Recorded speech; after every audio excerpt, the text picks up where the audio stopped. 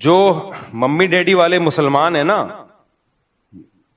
مالدار لوگ، یا جو چاہتے ہیں کہ ہماری زندگی میں ہمیں نفس کے خلاف مجاہدہ نہ کرنا پڑے، تو ان کو تو وہی اسکالر چاہیے جو آپ کے خاندانی نظام کو بھی توڑ تاڑ کے رکھ دیں، میاں بیوی کی ریلیشن کی بھی ایسی کی تیسی کر دیں، سب کو آزاد کر دیں۔ بار بار میں ایک بات کہتا ہوں، دیکھو اس وقت کا جو سب سے بڑا بت ہے نا، سب سے بڑا بت جو اسلام کے مقابلے میں آ کے کھڑا ہوا ہے، وہ ہے ویسٹرن کلچر۔ اور وہ ویسٹرن کلچر کا خلاصہ اگر میں 2 لفظوں میں بیان کروں، وہ ہے انڈیویجولزم۔ بات سمجھ میں آ رہی ہے کہ ہر آدمی دوسرے سے آزاد، کسی پر کسی کا کوئی حق نہیں ہے، ہر شخص کیا ہے؟ آزاد۔ اور اسلام بالکل اس کے اپوزٹ، اسلام بالکل اس کے الٹ ہے۔ مغرب جو ویسٹرن کلچر ہے، خدا پہ بلیف رکھو نہیں رکھو، تعلق بناؤ نہیں بناؤ، کوئی مسئلہ نہیں۔ اور جو غیر مسلم خدا کو مانتے ہیں نا، وہ بھی تعلق روحانی سکون کے لیے بنا رہے ہوتے ہیں، خدا کو راضی کرنے کے لیے بنا رہے ہوتے ہیں۔ مجھے کینیڈا میں لوگوں نے بتایا، بعض غیر مسلم بھی آتے ہیں یہاں مسجدوں میں سجدہ کرتے ہیں، اور ہم اس سے پوچھتے ہیں کیوں، تو کہہ رہے ہیں ہمیں روحانی سکون ملتا ہے۔ ملتا ہوگا۔ میں ملیشیا میں تھا، میں نے وہاں کچھ غیر مسلم دیکھے جو قرآن پڑھ کے دم کرتے ہیں اپنے اوپر، عیسائی ہیں، مولانا صاحب کے پاس آتے ہیں، بولتے ہیں سورہ رحمان پڑھو، ہم پہ دم کرو۔ میں نے ان سے غیر مسلموں سے پوچھا، میں نے کہا بھائی تم سورہ رحمان پڑھ کے کیوں دم کروا رہے ہو؟ کہہ رہے سکون ملتا ہے ہمیں، روحانی سکون ملتا ہے۔ ایک نے تو بتایا کہ میرے پہ جن چڑیل بھوت ہیں، میں اس کی بات اپنے الفاظ میں بیان کر رہا ہوں، بالکل اس نے یہ ورڈنگ تو نہیں تھی، یعنی کوئی آسیب واسیب ہے تو جب وہ کوئی سورہ بقرہ یا سورہ رحمان پڑھ کے کوئی مولوی صاحب دم کرتے ہیں تو میں ٹھیک ہو جاتا ہوں۔ تو ان کا اگر خدا سے بھی ریلیشن ہے تو وہ اپنے لیے، اللہ کے لیے نہیں ہے، جبکہ ریلیشن میں اپنی قربانی دینی پڑتی ہے۔ اسلام جس ریلیشن کا قائل ہے نا، وہ ریلیشن ہے جس کا فائدہ دوسرے کو ہو رہا ہو۔ آپ کو ضمنی فائدہ ہوگا، اصل مقصد آپ کو اپنا فائدہ پہنچانا نہیں ہے، آپ کو اپنا فائدہ پہنچانا نہیں ہے۔ تبھی حدیث میں آتا ہے رشتہ اس سے جوڑنے کا حکم ہے جو تم سے توڑ رہا ہے۔ جو تم سے توڑ رہا ہے اس سے جوڑنے میں آپ کا کوئی فائدہ ہے یا ٹینشن ہے؟ فل ٹینشن، کوئی فائدہ ہی نہیں ہے آپ کو۔ اللہ سے ریلیشن، آپ کو اس میں مزہ آ رہا ہے یا نہیں آ رہا مزہ، روحانی سکون مل رہا ہے یا نہیں مل رہا، آپ نے اللہ کا حق ادا کرنا ہے۔ کتنے لوگ ہیں کہتے ہیں ہمیں نماز میں مزہ نہیں آتا، نماز پڑھنے کا دل نہیں چاہتا، بالکل مفتی صاحب نماز میں دل نہیں لگتا۔ تو میں ان سے کیا جواب میں کہتا ہوں، وہی جو علماء کہتے ہیں، بھائی دیکھو غلام کا کام ہوتا ہے آرڈر کو فالو کرنا، چاہے دل لگے چاہے نہ لگے۔ آپ کا باس آپ کو کہتا ہے کہ یہ چیک ہے، کمپنی کی رقم فلاں بینک میں آئی بھی ہے، اکاؤنٹ سے نکال کے لے آ۔ آپ کہیں سر مزہ ہی نہیں آ رہا جانے میں اور اکاؤنٹ سے پیسے نکالنے میں، دل ہی نہیں لگ رہا، کہے گا یہ تیرا ہیڈیک ہے، یہ میرا ہیڈیک نہیں ہے۔ باقی تو کہیں بھی نہیں کہہ رہے ہوتے دل لگ رہا ہے نہیں لگ رہا۔ نماز کا جب مسئلہ آئے گا دل نہیں لگ رہا، روزے کا مسئلہ آئے گا دل نہیں لگ رہا، تلاوت کا مسئلہ آئے گا مفتی صاحب مزہ ہی نہیں آتا۔ تو غیر مسلم کا جو اللہ سے ریلیشن ہے، جب تک اس کو سکون مل رہا ہوگا ریلیشن ہے، نہیں ہے سکون تو نہیں ریلیشن۔ مسلمان کو ایک صاحب مجھے ملے، انہوں نے کہا میں 15 سال سے تہجد پڑھ رہا ہوں لیکن میرا دل بالکل بھی نہیں لگتا۔ میں نے کہا شاباش۔ علامہ ابن سیرین رحمہ اللہ کا ایک قول مجھے یاد آیا، کہتے ہیں میں نے 20 سال تہجد پڑھی ہے نفس پہ جبر کر کے، 20 سال کے بعد دل لگنا شروع ہوا ہے۔ عجیب بات آپ کو بتاؤں، حدیثوں پہ حدیثیں یاد آتی ہیں، پھر مجھے ذہن کھلتا ہے جب نا نبی صلی اللہ علیہ وسلم کے پاس کچھ صحابہ آئے، کسی نے کہا میں ڈیلی روزے رکھوں گا، پوری زندگی انہوں نے روزے رکھے۔ آپ صلی اللہ علیہ وسلم نے فرمایا سب سے بہترین روزہ صوم داؤد ہے، داؤد علیہ السلام کا روزہ ہے۔ اگر کوئی روزے میں خاندانی پیکج پہ عمل کرنا چاہتا ہے نا، سب سے خاندانی، تو وہ یہ نہیں ہے کہ ڈیلی روزے رکھے، وہ داؤد علیہ السلام والے روزے رکھے۔ آپ نے فرمایا داؤد علیہ السلام ایک دن روزہ رکھتے تھے، ایک دن ناغا کرتے تھے، پھر روزہ رکھتے تھے، پھر ناغا کرتے تھے۔ اب یہ سب سے بہترین روزہ کیوں ہے؟ وجہ اس کی ہے کہ اگر آپ کنٹینیوسلی روزے رکھنا شروع کرتے ہو آپ کی باڈی کمزور ہونا شروع ہو جائے گی، جبکہ نبی نے فرمایا اللہ کو طاقتور مومن کمزور مومن سے زیادہ محبوب۔ روزے کا بنیادی مقصد روحانی قوت پیدا کرنا ہے، جسمانی طور پہ کمزور کرنا روزے کا مقصد نہیں ہے، کیونکہ کمزور آدمی سے زیادہ اللہ کو کون محبوب ہے؟ طاقتور ہوگا تو دین کے کام بھی کرے گا، دوسروں پہ بوجھ نہیں بنے گا، کھلانے والا بنے گا نا۔ آج ایک صاحب آئے، میں تو مزاح کی میری عادت ہے، اتنا باریک لڑکا، بہت باریک نا، میری مزاح کی عادت ہے، کوئی توہین نہیں ہو سکتا یہاں بیان میں بیٹھا ہوا، تو کہہ رہا میں آپ سے ملنا چاہتا ہوں، میں آپ سے ملنا چاہتا ہوں۔ میں نے کہا مل تو لیے؟ کہہ رہے ہیں نہیں میں آپ سے ٹائم لے کے ملنا چاہتا ہوں۔ میں نے کہا پھر پورے آؤ، پورے، میں آپ کو پروٹوکول جب دوں گا جب آپ پورے تو ہو۔ میں نے کہا بھرائی کرو، پورے آدمی پورے بن جاؤ، پھر میں آپ کو ٹائم دوں گا۔ میں نے کہا ابھی آپ پورے نہیں ہو، وہ بہت ہی باریک سا بیچارہ نا، تو ویسے ٹائم دے دوں گا، کوئی اتنا بڑا مسئلہ نہیں ہے۔ خیر، تو روزے کا مقصد کمزور کرنا نہیں ہے، کمزور کر کے کیا ہو جائے، نہ جہاد کے قابل نہ تبلیغ کے قابل، کسی کام کا نہیں رہتا وہ، باقی تو وہ جو میں جس ٹاپک پہ بیان کرتا رہتا ہوں اس کے قابل تو بالکل بھی رہے گا نہیں۔ میں اب چھوڑ دیا اس ٹاپک پہ بیان کرنا۔ کل میں نے دیکھا لوگوں نے دبا کے میرے خلاف نیگیٹو کمنٹس اتنے زیادہ کہ بس کیا بتاؤں میں، تو ڈھیٹ ہوں، چھوڑوں گا نہیں۔ خیر، تو جسمانی طاقت یہ ضروری ہے نا، بیمار ہوگا تو اگر کنٹینیوسلی آپ روزے رکھتے ہیں نا تو جسم آپ کا کمزور ہونا شروع ہو جائے گا اور روزوں کی عادت پڑ جائے گی، تو نفس پہ شاخ نہیں گزرے گا یہ کام۔ جس چیز کی عادت پڑ جاتی ہے نا، یوز ٹو ہو جاتا ہے، وہ پھر مشکل نہیں لگتا۔ ایسے بھی علماء گزرے 13 سال لگاتار روزہ رکھا سوائے بقرعید اور عید کے۔ یہ جو صاحب ہدایہ ہے نا، جو فقہ کی دنیا کی مشہور ترین کتاب، دنیا میں سب سے زیادہ اسلامی قانون کی کوئی کتاب اگر پڑھائی گئی ہے اور حکومتوں میں نافذ رہی ہے تو وہ ہدایہ ہے، جو برہان الدین مرغینانی رحمۃ اللہ علیہ بہت بڑے فقی گزرے تھے، ان کی ہے، فقہ حنفی کی مشہور کتاب ہے۔ یہ آکسفورڈ یونیورسٹی میں ایک طویل عرصے تک پڑھائی جاتی رہی ہے، اور گوروں نے جو لا بنائے ہیں نا اس کی بنیاد ہدایہ سے ہی لی ہے انہوں نے، کیونکہ گوروں کے پاس تو کچھ بھی نہیں تھا نا، اسٹرکچر ان کو کہاں سے ملا ہے؟ ہدایہ سے ملا ہے ان کو۔ تو 80 جلدوں میں صاحب ہدایہ نے لکھی تھی، پھر اس کو مختصر کیا۔ تو اب کیا ہے، صاحب ہدایہ نے 13 سال لگاتار روزہ رکھا ہے، 13 سال۔ اکابر میں اسلاف میں ایسے بہت واقعات ملتے ہیں ہمیں، سوائے عید کے دن ناغا کرتے تھے، باقی رکھتے تھے وہ۔ تو اب کیا ہوتا ہے کنٹینیوسلی، جب آپ دیکھو رمضان میں شروع کے 3-4 دن ہمیں مشکل لگتے ہیں، اس کے بعد عادی ہو جاتے ہیں، پھر تو جس دن روزہ چھوڑنا ہو کسی بیماری کی وجہ سے وہ مشکل لگ رہا ہوتا ہے۔ تو داؤد علیہ السلام کیا کرتے تھے، ایک دن روزہ ایک دن ناغا، اس سے صحت بھی اچھی، ایک دن روزے کی وجہ سے باڈی کی سروس ہو گئی، اگلے دن کھا لیا۔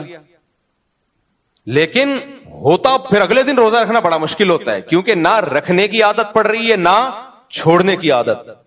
کتنا مشکل کام ہے، اس سے روحانی قوت بڑھتی ہے، آدمی کی قوت ارادی بہت مضبوط ہو جاتی ہے کہ وہ جب چاہتا ہے جو کام کر سکتا ہے۔ ہم بہت سارے کام کرنا چاہتے ہیں، ہماری قوت ارادی ساتھ نہیں دے رہی ہوتی، صبح شام سوچ رہے ہوتے ہیں یہ کریں گے وہ کریں گے، کرنے کا ٹائم آتا ہوتے نہیں ہے۔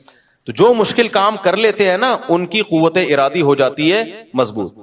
جیسے جو ہمت کر کے ایک دفعہ نشہ چھوڑ لیں، ہمارے ایک دوست تھے یعنی اب دوست بنے، جب نشہ کرتے تھے اس وقت دوست نہیں تھے وہ، تو انہوں نے بتایا مجھے نشے کی عادت پڑ گئی تو مجھ سے چھوٹتا ہی نہیں تھا۔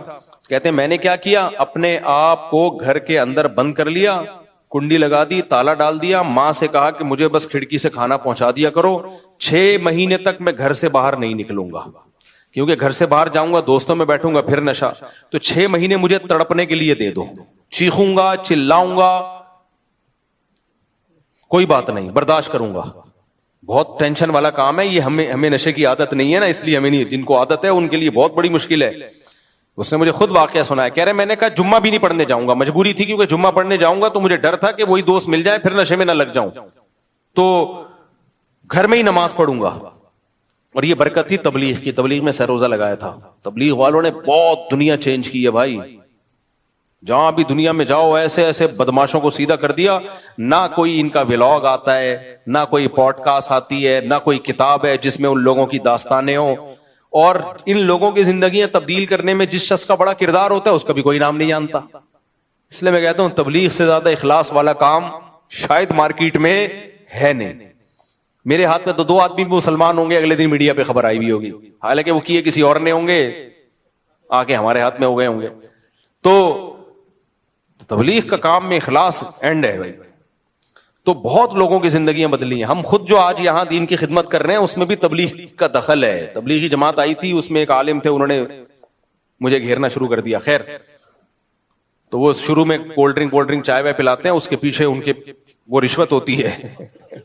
وہ چائے نہیں ہوتی, وہ حلال رشوت ہوتی ہے, اس کا مقصد کچھ اور ہوتا ہے. تو کیا ہے, کیا کہہ رہا تھا یار پھر, ہاں 6 مہینے تک اس نے اپنے آپ کو بند کیا. تو کہہ رہا ہے میں اتنا طبیعت خراب ہوئی, میں نے کہا مر جاؤں گا بس. 6 مہینے بعد نشہ ختم. کہہ رہے اس قوت ارادی کا مجھے فائدہ اتنا ہوا کہ اب میں جو چاہے کھاؤں اور جو چاہے چھوڑ دوں, کیونکہ میں نے دیکھا اس کو موٹا ہو رہا تھا نا کھا کھا کے. کہہ رہے میرے لیے اپنے آپ کو دبلا کرنا کوئی مسئلہ نہیں ہے, میں نے اتنی بڑی قربانی دی ہے, میں جب چاہوں گا روٹی چاول آلو چھوڑ دوں گا. تو کہہ رہے میرے ہاتھ میں ہے, کیونکہ لوگ وزن گھٹانا چاہتے ہیں, ان سے ڈائٹنگ ہی نہیں ہوتی. آج فیصلہ کریں گے یہ پراٹھے چھوڑ دیں گے, پھر کل کھانا شروع کر دیں گے, 4 دن ہو گئے. تو اس کی قوت ارادی اتنی مضبوط, کہہ رہے اب مجھ سے جو چاہے کروا لو, میں وہ کر لیتا ہوں. ایک دفعہ کسی نے پکڑ لیا, پڑ کے کوٹا, چند ڈاکوؤں نے مارا پیٹا اس سے کچھ اگلوانے کے لیے, نہیں بولا اس نے. کہہ رہا مجھے ایسا لگ رہا تھا کہ گدگدیاں کر رہا ہے میرے. تو روزہ ایک دن رکھنا, ایک دن ناغا, ایک دن رکھنا, ایک دن ناغا, یہ نفس پہ بہت گراں گزرتا ہے یہ عمل, لیکن اس سے انسان کی قوت ارادی بہت مضبوط ہو جاتی ہے. تو اس لیے اس تکلف میں مت رہا کرو کہ نماز میں مزہ آ رہا ہے یا مزہ نہیں آ رہا, روزے میں مزہ آ رہا ہے یا مزہ نہیں آ رہا. اور میں آپ کو شرطیہ کہوں, اس نیت سے نماز پڑھنا شروع کر دی نا کہ مزہ آئے نہ آئے, اللہ کی قدرت ہوتی ہے, آنا شروع ہو جاتا ہے. صرف ان کو نہیں آتا جو یہ سوچ کے پڑھتے ہیں کہ مزہ کیوں نہیں آ رہا, ان کو نہیں آتا.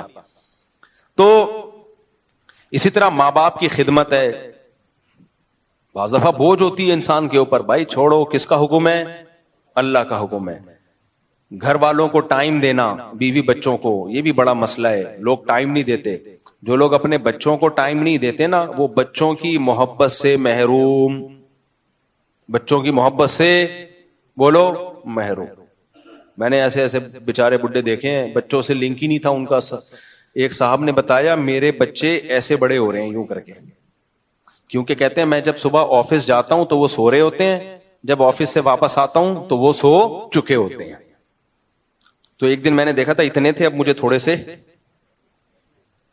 جو ملک سے باہر رہتے ہیں 2-2 سال کے بعد آتے ہیں, ان کے ساتھ کیا ہوتا ہے. ایک صاحب 2 سال کے بعد آئے, جاب تھی ان کی باہر, دروازہ نوک کیا تو بچہ آیا, امی سے کہتے ہیں امی کوئی صاحب آئے ہیں ملاقات کے سلسلے میں. سمجھ رہے ہو کیا زندگی ہے بھائی. تو اللہ کا حکم سمجھ کے بچوں کو وقت دے دو. آپ کو اگر اچھے نہیں لگ رہے نا, تھوڑے دن بیٹھو. ہمارے ایک دوست ہیں, کووڈ میں نا ان کے سفر بہت ہوتے تھے, پوری دنیا میں ٹریولنگ. کووڈ کے دنوں میں کہیں سفر رہا نہیں نا, مجبوراً گھر میں بیٹھنا پڑا. تھے بھی مدینہ منورہ میں ہیں, تو ان کے میسج آیا, ان سے میری فون پہ بات ہوئی. میں نے کہا اور ٹائم کیسا گزر رہا ہے؟ کہہ رہے الحمدللہ اب گھر والوں کے ساتھ ہوں, کافی مجھے اچھے لوگ لگے یہ لوگ جو ہے نا, میں جیسا سمجھ رہا تھا ویسے نہیں, کافی اچھے لوگ ہیں. اپنی بیوی بچوں کے بارے میں کہہ رہے ہیں کہ کافی مناسب لوگ ہیں. کہہ رہے ٹائم ہی نہیں مل رہا تھا ان کے پاس بیٹھنے کا. تو اللہ کی خاطر گھر والوں کو ٹائم دے دو میرے بھائی, تھوڑا سا ابا اما کو ٹائم دے دو, رشتہ داروں سے ہیلو ہائی کر لو, کچھ صدقات و خیرات نہ چاہتے ہوئے بھی کبھی کبھار کر دیا. مہینے میں کچھ اماؤنٹ تو ہر مسلمان کو صدقہ کرنی چاہیے, وہ تو نکالنی ہی نکالنی. کچھ کبھی کبھار چھکا بھی لگا دیا کرو. کیا لگا دیا؟ چھکا. ایسا صدقہ کر دیا کہ تھوڑا سا دل پہ آ رہے چلے یار یہ تو کچھ زیادہ ہو گیا. میں نہیں کہہ رہا ہمیشہ کرو, کبھی کبھار ایسا صدقہ کر دو کہ دل پہ تھوڑے سے آ رہے چلے, آ رہے کہ یار یہ تو زیادہ ہو گیا, میرا بنے گا کیا یار. ابو طلحہ انصاری ہیں رضی اللہ عنہ, قرآن کی آیت نازل ہوئی لن تنالوا البر حتی تنفقوا مما تحبون, کہ جب محبوب چیز جب تک صدقہ نہیں کرو گے نیکی کی حقیقت کو نہیں پہنچ سکتے. تو وہ آئے, عرض کیا یا رسول اللہ میں نے اپنے دونوں باغ جو سورس آف انکم تھی وہ صدقہ. کیا خیال ہے بھائی, اتنی باغ پہ محنت کی اور سورس آف انکم صدقہ کرنا آسان ہوتا ہے, سورس آف انکم صدقہ کرنا بہت مشکل ہوتا ہے کہ اپنی چلتی ہوئی دکان دے دو, اور بھی ان کا ہوگا روزگار, بچوں کو بھی تو پالنا ہے, لیکن پھر بھی یہ صدقہ آسان تھوڑی ہے. نبی نے کیا فرمایا, واہ واہ ذاک مال رابح, یہ تو بہت مہنگی چیز ہے. لیکن آپ نے ان کا جذبہ دیکھا, وہ تو اڑے ہوئے تھے. تو آپ نے بھی کیا فرمایا, اپنے چچا زاد بھائیوں کو دے دو, کیونکہ وہ غریب تھے. یہ وہ ریلیشن سمجھ میں آیا کہ نہیں آیا؟ گورا دے گا اپنے چچا زاد بھائیوں کو ہیں, اگر بالفرض کہیں سے نکل بھی آئے چچا زاد بھائی تو دے گا نہیں, دیتا ہے ہی نہیں چچا. اسلام ریلیشن پہ بلیو کرتا ہے بھائی, ریلیشن میں اپنے, اور پھر ریلیشن میں خونی ریلیشن, بلڈ ریلیشن. قرآن کیا کہتا ہے, وَأُولُو الْأَرْحَامِ بَعْضُهُمْ أَوْلَى بِبَعْضٍ فِي كِتَابِ اللَّهِ. دیکھو انصار اور مہاجرین سے بڑا کوئی رشتہ نہیں ہو سکتا. انصار نے مہاجرین کے لیے جو قربانی دی ہے اس کی تاریخ میں کوئی مثال نہیں ملتی. آج کوئی مہاجر ہجرت کر کے آئے ظلم ستم کی وجہ سے, ہم صرف اس کو ٹھکانہ دے دیں تو بڑا کمال سمجھا جاتا ہے. غیر قوم کا آدمی تھا, اپنے ملک سے آیا, ہم نے ٹھکانہ دے دیا. اول تو گورنمنٹ ٹھکانے دے رہی ہوتی ہے, پرسنلی لوگ پرسنلی تو یہ کام کر نہیں رہے ہوتے. صحابہ نے صرف ٹھکانہ نہیں دیا, اپنے کاروبار میں شریک کر لیا کہ آج سے آدھا کاروبار آپ کا ہے. یہ بہت بڑی دل گردے کی بات ہوتی ہے اتنے. لیکن اس کے باوجود بھی قرآن نے کیا کہا کہ انصار مہاجرین کا رشتہ اپنی جگہ, لیکن اولو الارحام جو خونی رشتے ہیں وہ سب سے پہلے ہیں. مہاجر صحابہ کو, انصار صحابہ کو سمجھایا کہ تمہارا جو بلڈ ریلیشن ہے وہ مہاجروں کے رشتے سے زیادہ, اور مہاجروں کا جو انصار سے رشتہ ہے اس میں جو ان کا بلڈ ریلیشن کا رشتہ زیادہ ہے. اتنی اہمیت ہے اسلام میں. تو یہ مزہ آئے یا نہ آئے, کس کے حکم پہ کرنا ہے بھائی؟ اللہ کے حکم پہ. نبی صلی اللہ علیہ وسلم نے فرمایا, یہ سارے میں ان اسکالرز کے خلاف بات کر رہا ہوں جو اباحت پسندی کی طرف جا رہے ہیں. یہ بھی جائز ہے, وہ بھی جائز ہے. بھائی آسان مت بناؤ دین کو اپنی طرف سے. جتنا اللہ نے آسانی رکھی ہے وہ ٹھیک ہے, جو اللہ نے نہیں رکھی وہ ٹھیک نہیں ہے. آپ دیکھو ٹرینوں میں لوگ بیٹھے بیٹھے نماز پڑھ رہے ہیں, ان سے بولو بھائی کھڑے ہو کے نماز پڑھو. کہتے ہیں اسلام میں آسانی ہے اتنی جتنی اللہ نے دی ہے. فرض نماز کھڑے ہو کے ہوتی ہے, قبلے کی طرف رخ کرنا پڑے گا آپ کو. جہازوں میں نمازیں چھوڑ رہے ہیں, بھائی سفر ہے, بھائی چھوڑنے کی کہاں اجازت ہے؟ میدان جنگ میں اجازت نہیں ہے تو جہاز میں کہاں سے اجازت ہو گئی؟ تو ہر آدمی کا اخپل طریقے سے, اب جہاں مشکل ہونا وہاں نماز پڑھنے کا مزہ ہے. نمازی کا پتہ جب چلتا ہے بھائی جب مشکل ہو. ہم جب کینیڈا امریکہ کا سفر ہوتا ہے نا, جاتے ہوئے ایک آدھ نماز آتی ہے, کیونکہ جس سمت میں سورج چل رہا ہے اسی سمت میں ہم سفر کر رہے ہیں. واپسی پہ ٹھکا ٹھک نمازیں آ رہی ہوتی ہیں. 18-20 گھنٹے کا سفر اور مسلسل نماز پہ نہ سو سکتے ہیں, ہر وقت وضو کی فکر کہ بھائی جہازوں کے واش روم میں وضو کرنا بھی آسان نہیں ہوتا. پھر میرا ایک معمول ہے, آپ کا کبھی جہاز کا سفر ہو یہ پلے باندھ لو, جہازوں میں جب آپ وضو کرتے ہو نا واش روم میں جا کے, نیچے گیلا بہت ہو جاتا ہے. نمازی لوگ کیا کرتے ہیں, وضو کر کر کے نکلتے رہتے ہیں اور کیچڑ اور تالاب بنا دیتے ہیں. ایک پائلٹ نے بتایا کہ جا رہے تھے جہاز میں, سب وضو کر کر کے نکل رہے تھے, پورا کیچڑ ہو گیا, جہاز گندا ہو گیا. تو تبلیغی اکابر کی طرف سے یہ ہدایات نہیں ہے. تو اس میں کیا کرنا ہے بھائی, وضو ایئرپورٹ پہ کر لیں. آپ کہاں کر لیں وضو؟ میں یہی کوشش کرتا ہوں بھائی واش روم وغیرہ سے پہلے فارغ ہو جاؤ تاکہ جہاز میں وضو کرنے کی نوبت ہی نہ آئے, کیونکہ ان کا سارا نظام اس سے خراب ہوتا ہے, متاثر ہوتا ہے. وضو آپ ایئرپورٹ پہ ہی کر لیں. حتی الامکان کوشش کریں ایئرپورٹ پہ نماز پڑھ لیں, آپ ڈیلے نہ کریں اس کو آپ. اور اگر پھر بھی مجبوراً وضو کرنا پڑ جائے جہاز میں, تو میں کیا کرتا ہوں, میرا معمول ہے کم سے کم پانی استعمال کیا, جو نیچے گرا ہے کہتے ہوئے تھوڑا عجیب سا لگ رہا ہے لیکن یہ کیا کرو.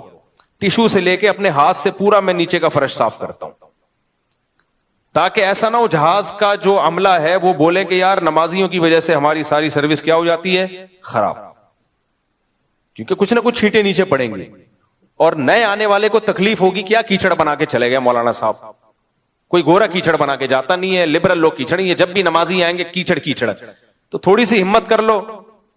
اپنے ساتھیوں کو بھی کہتا ہوں بھائی جو بھی واش روم میں جو جائے گا وضو کرے گا تو ٹیشو سے لے کے پورا فرش, کیا یہ نہیں کہہ رہا کہ وہ اس میں گھس جائیں, وہ تو ویسے ہی صاف ہوتا ہے. فرش کو اچھی طرح کیا کرے, نیچے کا صاف کریں, اس کے بعد ہاتھ اچھی طرح دھو لیں. آپ تھوڑی سی ٹینشن ہوگی, تھوڑی سی ہمت ہوگی, لیکن صاف ستھرا رہے گا. جہاز کے عملے کو یہ اعتراض نہیں ہوگا کہ یار ہمارا واش روم گندا کر دیا انہوں نے, یہ کیا مصیبت میں ڈال دیا ہم لوگوں کو. تو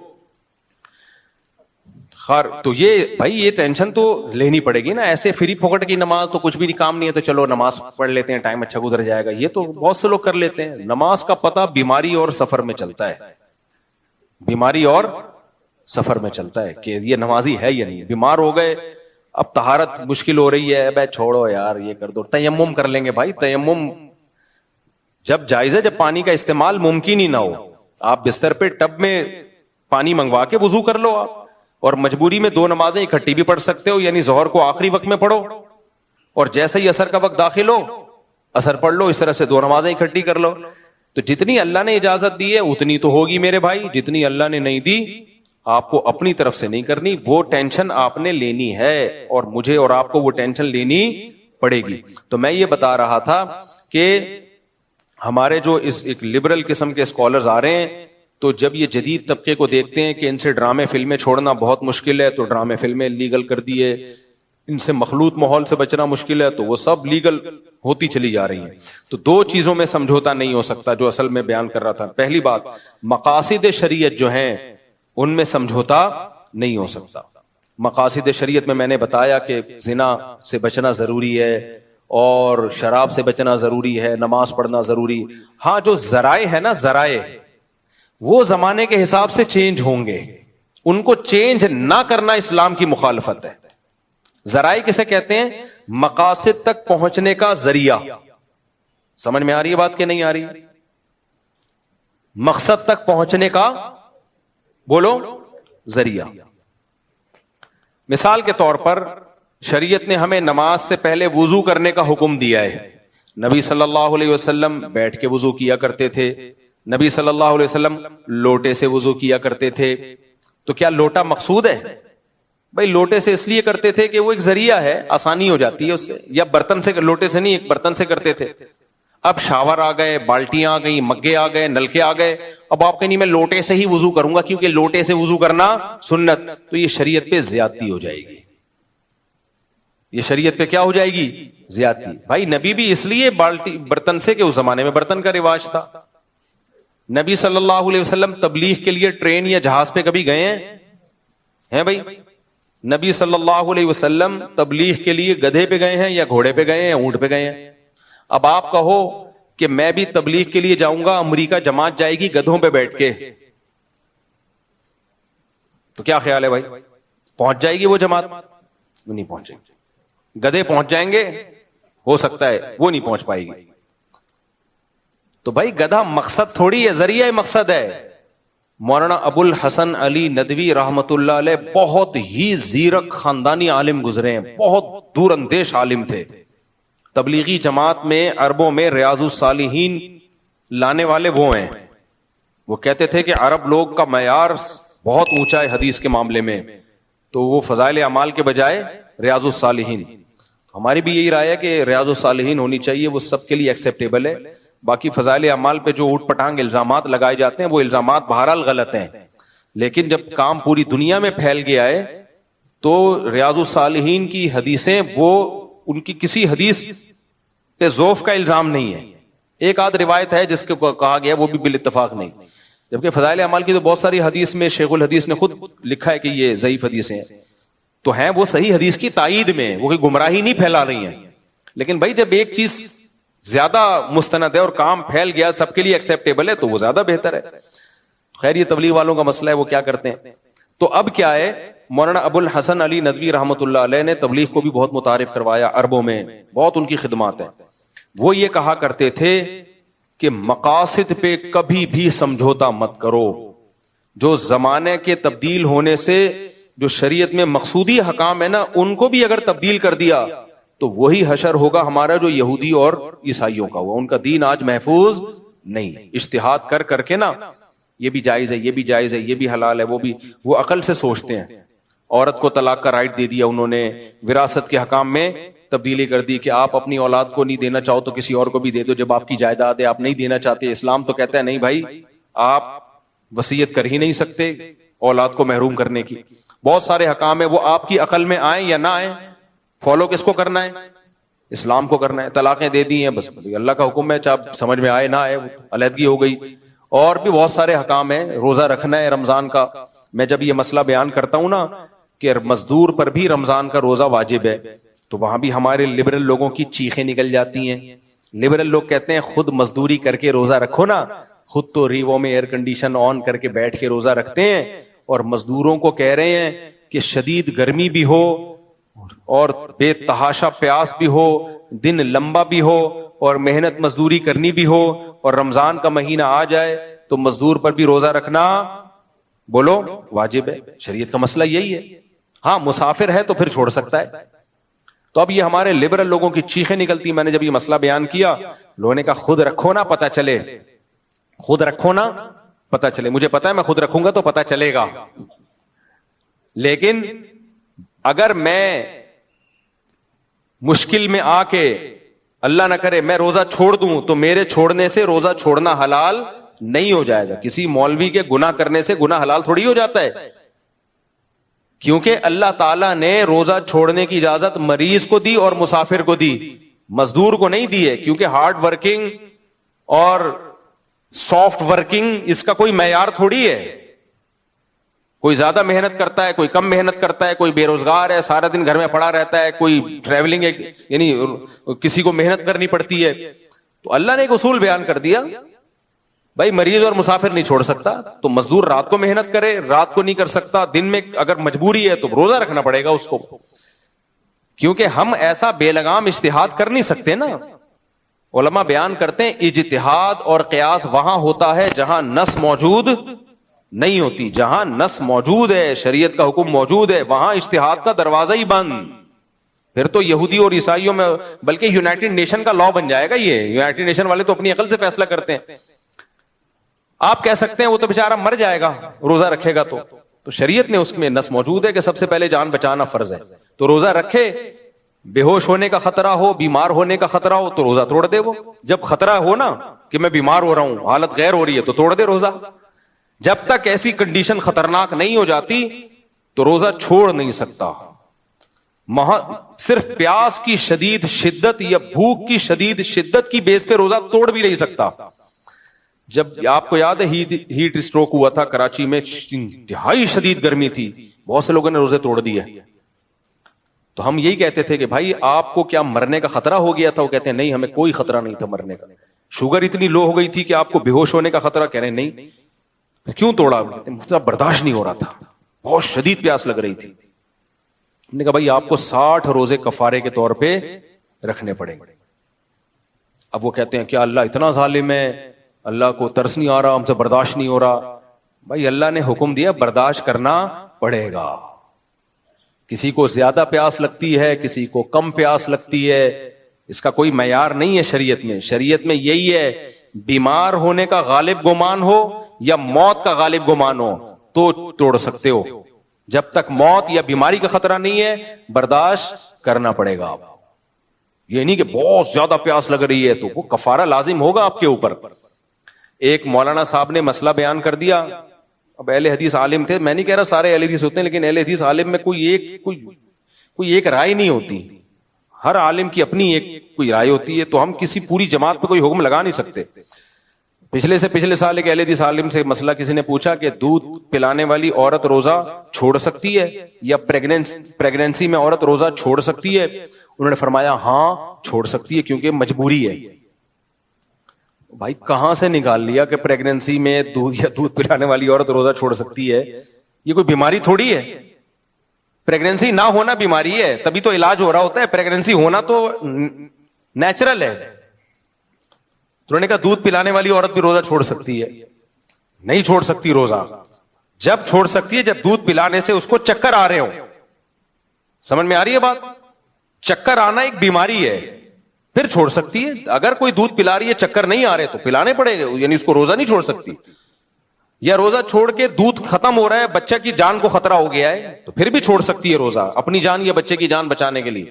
لیکن بچے کی جان کو بھی خطرہ نہیں ہے, کوئی چکر بھی نہیں آ رہے, تو صرف دودھ پلانے سے قرآن میں یا حدیث میں کہیں نہیں ملتا کہ عورت دودھ پلانے والی روزہ چھوڑ سکتی ہے. آپ کا بے لگام اجتہاد ہے. ہم نے بہت سی عورتوں کو دیکھا ہے فیڈ کراتی ہیں بچوں کو, پھر بھی روزے رکھتی ہیں پورے کچھ بھی نہیں ہوتا ان کو. اسی طرح پریگنینسی میں روزہ چھوڑنے سے, روزہ رکھنے سے اگر نقصان ہو رہا ہے, بیماری ہو رہی ہے, پھر ایک الگ بات ہے. اگر بیماری نہیں ہو رہی تو پریگنینسی بذات خود ایسی چیز نہیں ہے جس کی وجہ سے روزہ چھوڑنا جائز ہو. اب بعض خواتین نہیں کہتی ہم جب بچے کو دودھ پلاتی ہیں اور روزہ رکھیں تو بھوک بہت شدید لگتی ہے. وہی بات ہے, شدید بھوک روزہ چھوڑنے کا عذر نہیں ہے, کیونکہ روزہ جب آپ رکھیں گے تو کسی کو کم بھوک لگے گی, کسی کو شدید لگے گی, کسی کو بہت شدید لگے گی. تو یہ سب آج کل کے بے لگام اجتہاد ہیں. ایسے اسکالر سے بچیں, تمام دوائیں بچوں کی پہنچ سے دور رکھیں. میں بات کو 2 منٹ میں جلدی سے کمپلیٹ کر لوں. تو شریعت میں کیا ہے, مقاصد پہ سمجھوتا بولو نہیں ہے, ذرائع پہ سمجھوتا, ذرائع لچکدار. تو ابو الحسن علی ندوی رحمۃ اللہ علیہ فرمایا کرتے تھے مقاصد پہ کوئی سمجھوتا مت کرو, ذرائع میں اتنی لچک پیدا کر دو کہ جس وقت جو طریقہ سوٹیبل لگ رہا ہو فوراً اختیار کرو. یہ مت دیکھو کہ صحابہ نے یہ طریقہ اختیار کیا یا نہیں کیا, ہمارے بزرگوں نے یہ طریقہ اختیار کیا یا نہیں کیا. تبھی تو دیکھو جب الیکٹرانک میڈیا آیا, جو علماء الیکٹرانک میڈیا میں آ گئے وہ آگے نکل گئے, اور جو یہ کہنے لگے ہمارے بزرگوں نے تو کیسٹ کے ذریعے اسلام نہیں پھیلایا, ہمارے بزرگوں نے تو یوٹیوب کے ذریعے اسلام نہیں پھیلایا, وہ بیچارے مارکیٹ سے شارٹ. اسی میں یہ ہے کہ بھائی یونیورسٹی میں جانا, جہاں مخلوط ماحول ہو بیان کرنا. بھائی یونیورسٹی میں جا کے بیان کرنا یہ مقصد نہیں ہے, ذریعہ مقصد ہے. مقصد کیا ہے, دین کو فائدہ ہو. تو اگر یہ اس طرح سے دین کو پھیلانے کا موقع مل رہا ہے تو یہ موقع ضائع مت کرو, آپ ضائع مت کرو یہ موقع. تو ذرائع اتنے لچکدار ہونے چاہیے کہ جو بھی طریقہ اختیار کر لے اپنا ظرف اس کے لیے بڑا رکھو. کچھ لوگ کیا کرتے ہیں, بادشاہوں سے ملتے ہیں, ان کو ہدیے دیتے ہیں. ان کا مقصد کیا ہوتا ہے, ان کے دل نرم ہو, دین کی طرف آئیں, ملک کا نظام ٹھیک ہو. اگر ان کی نیت تبلیغ ہے ٹھیک ہے بالکل, اس پہ یہ کہنا درباری لوگ ہیں, سرکاری ملا ہیں, درباری ملا. بھائی کوئی ایک طریقہ متعین نہیں ہے, جس کو جو طریقہ سوٹیبل لگ رہا ہے وہ طریقہ اختیار کرے. تبلیغ والے بعض دفعہ کیا کرتے ہیں, دعوت دیتے ہی نہیں ہے, صرف کھانا کھلاتے ہیں اور نکال دیتے ہیں پتلی گلی سے. چائے پلائی, چلو بھائی السلام علیکم, وعلیکم السلام.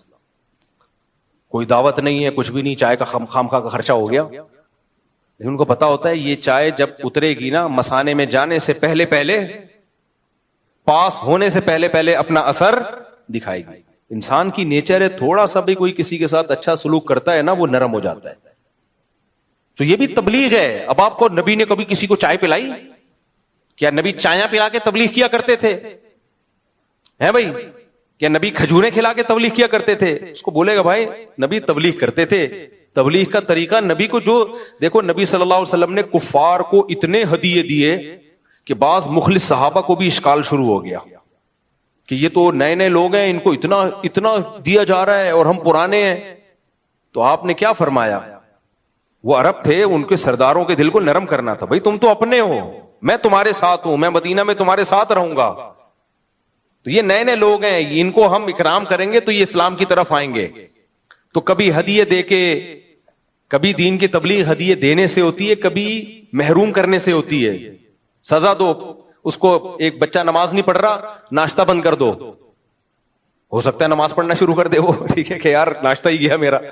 تو کبھی مال روک کے تبلیغ ہوتی ہے, کبھی مال دے کے تبلیغ ہوتی ہے, کبھی اچھے اخلاق سے بات کر کے تبلیغ ہوتی ہے, کبھی ڈانٹ ڈپٹ کر کے تبلیغ ہوتی ہے, کبھی انگلش بول کے بھی ہوتی ہے. یہ بھی عجیب بات ہے, آپ کو بتاؤں میں, آپ حیران ہو کہ انگلش بول کے کون سی تبلیغ ہو رہی ہے. ہوتی ہے. بعض دفعہ سامنے والا آپ کو جاہل سمجھتا ہے اور کہتا ہے یہ پینڈو ہمیں کیا اسلام سکھائے گا, آپ ٹش پش انگلش شروع. کہتے یار آپ بتاؤ کیا کہنا چاہتے ہو آپ.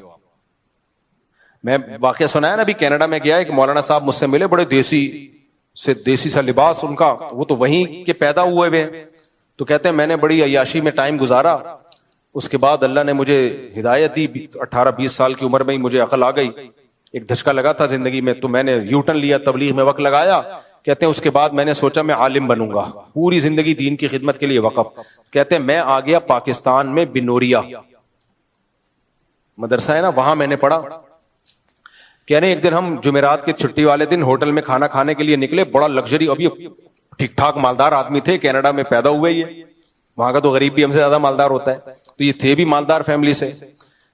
کہہ رہے میری پگڑی شلوار قمیض, میں چلا گیا, ہوٹل والا کم بخت گھسنے ہی نہیں دے رہا اندر, اور کہا کہ نہیں یہاں کوئی جگہ نہیں, حالانکہ کہہ رہے میں نظر آ رہی ہیں سیٹیں, کہہ رہے گھسنے ہی نہیں دے رہا اندر. ہم نے کہا بھائی کیا مسئلہ کیا ہے؟ تو کہہ رہے کسی نے آ کے بتایا, وہ ہوٹل مینیجر یہ کہہ کے گیا کہ بھائی یہ ان کے بس کا نہیں ہے, یہ افورڈ نہیں, کھانا کھائیں گے پیسے نہیں دے پائیں گے, اتنا مہنگا کھانا ہے آپ. کہہ رہے میں نے کہا مینیجر کو بلاؤ. پھر میں نے انگلش میں ٹھش پش شروع کر دی, اور ہماری والی انگلش تو and what are you doing ہوتی ہے نا, ان کی وہ انگلش ہوتی ہے سچی مچی کی انگلش ہوتی ہے وہ. کہہ رہے میں نے ٹھش پش بولنا شروع کیا نا, اور اس کو اپنا وہ گولڈن کارڈ دکھایا جو انہی لوگوں کو ملتا ہے جن کے اکاؤنٹ میں ٹھیک ٹھاک پیسہ ہوتا ہے. تو جب ان کو دکھایا تو اس نے کہا آپ فری میں کھانا کھا کے جائیں ہمارے یہاں. اب بتاؤ وہ مینیجر اس کی بات سنے گا کہ نہیں سنے گا؟ اب یہ نماز 6 نمبر بیان کرے گا, سنے گا. تو بعض دفعہ دولت دکھانا بھی تبلیغ کا ذریعہ, کہ ہلکا نہیں لینا, ہلکا نہیں لینا.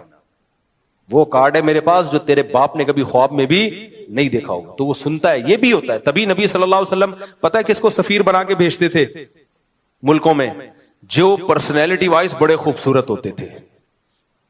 صحابہ میں جن کی ایک بڑی خوبصورت پرسنالٹی ہوتی تھی, ان کو بادشاہوں کے پاس آپ بھیجتے سفیر بنا کے کہ نبی کا پیغام لے کے جاؤ, تاکہ بادشاہ اس پرسنالٹی سے متاثر ہو, بھائی ہلکا پیغام نہیں. اب ایسی پرسنالٹی نہیں جائے گی جو میرے پاس آج آئی ہوئی تھی, میں مذاق کر رہا ہوں, بیچارہ مجھ سے اچھا ہی تھا, کہ میں انہیں سے کہا آدھے آئے ہوئے پورے آؤ گے تو میں ملوں گا بھائی آپ سے. تو خیر یہ بعض نوجوان بہت باریک ہوتے ہیں یار, کچھ وزن بڑھاؤ اپنا, کھاؤ, اور اوپر سگریٹیں بھی پی رہے ہوتے ہیں. تمہارے اندر ہے کیا؟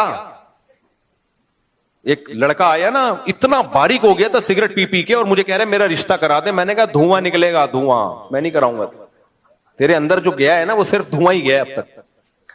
تو یہ بھی ایک تبلیغ کا ذریعہ ہے. تو تبلیغ کے معاملے میں لچک بھرپور ہونی چاہیے, مقاصد پہ کوئی سمجھوتا نہیں ہونا چاہیے. اسی اسلام کو فالو کرنا ہے, اور اسی میں اللہ نے مٹھاس رکھی. اللہ عمل کی توفیق عطا فرمائے.